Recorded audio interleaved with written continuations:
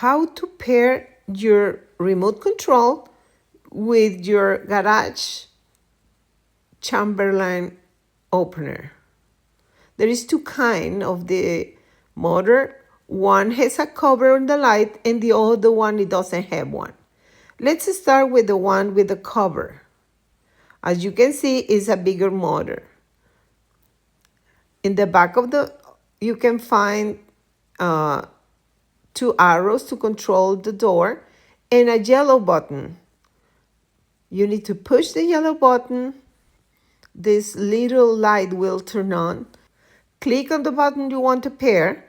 The light will turn on and off, and that's it. It's ready to go. Now we start the other one.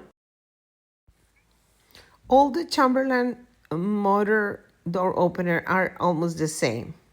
So you need to go to the back of the motor and you're gonna find the same way of doing it. It has two arrows to manually open the door and this yellow button that you need to push and turn on this little light. Now click on the button you want to pair. The light will turn on. You will hear a click noise and the light will turn on and off. And that's it. You got it.